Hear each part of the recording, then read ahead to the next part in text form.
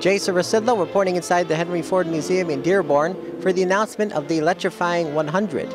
The inaugural event was created to honor the most influential players in the move towards electric-powered vehicles.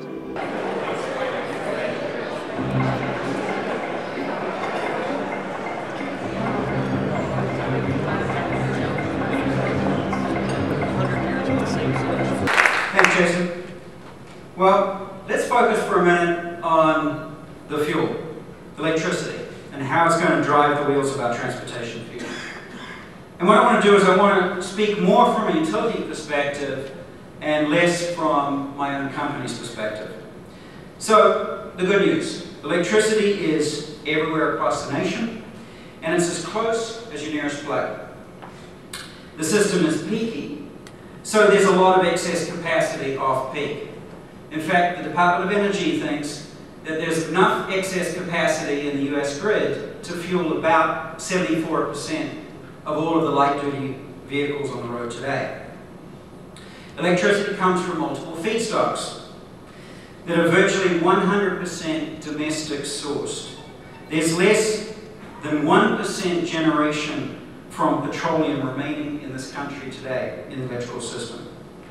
Electricity is getting cleaner every year because regulation today is aimed at pollutants, and regulation tomorrow will likely be aimed at carbon. Old plants are being retired, new, more efficient plants are being built, and of course, we're building more and more renewables, harnessing the wind and the sun. The grid is also getting smarter. Simply put, as we replace aging infrastructure, we're also harnessing digital technology to help make the grid much more adaptive to the daily challenges on the system. From generation through transmission to the distribution system, the grid is fundamentally changing. And it's not happening because of plug-in vehicles, but plug-in vehicles will certainly benefit from it. You could say that the US grid is our national energy security asset. And over time, the more miles that we derive from the US grid means our vehicles will actually be getting cleaner the older they get. Not dirtier like the cars on the road today. So what about the challenges? That's the good news. What are some of the challenges?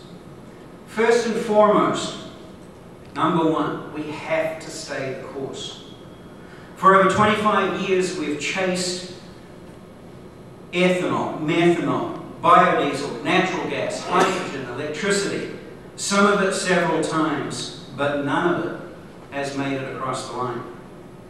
While electricity appears certainly attractive today, and certainly we're all making huge investments in the technology, in R&D, in vehicle programs, and concrete and steel going in the ground, we, the federal government, the state government, the NGOs, the utilities, the service providers, the equipment manufacturers, activists, environmentalists, all need to stay in this marathon. Let's not keep changing direction and chasing the new shiny ball. 2, we can't afford for it to be all or nothing. If we're to seriously make a dent in our 20 million barrels of oil addiction a day, then we need sustainable ethanol, natural gas, and biodiesel, and not just electricity in the near term. Having said this, put any one of those 3 fuels in the ICE part of a plug-in hybrid, and that vehicle is even better.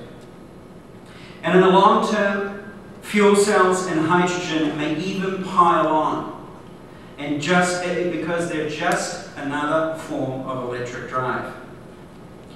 So 3, put the plug on the car, and the autos and the utilities are now sharing the same customer for the first time in 130 years. Sounds simple, the reality is very different. There are several dozen automakers and about 3,000 of us. Utilities and autos can effectively work together through aggregating entities like the Electric Power Research Institute, Edison Electric Institute, American Public Power Authority, Electric Drive Transportation Association, and the California Electric Transportation Coalition or Association. These are critical entities and others that will help scale the industry movement and create effective bridges across industry sectors that fundamentally haven't had to work together. 4. So while the grid has a lot of excess capacity, it's in the off-peak hours. Customer education is going to be critical, not only on the benefits of home fueling, but the best time to do it. Fortunately, in the vast majority of cases, fueling at night is the most attractive and lowest cost time from a grid perspective. And it's also when most of our cars are parked in our driveways. Many utilities will offer attractive rate choices to encourage customers to fuel off-peak.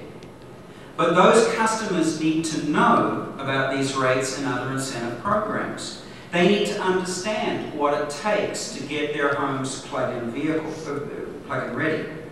And unless we as utilities know about these customers early enough on in the process, it's really difficult to educate them.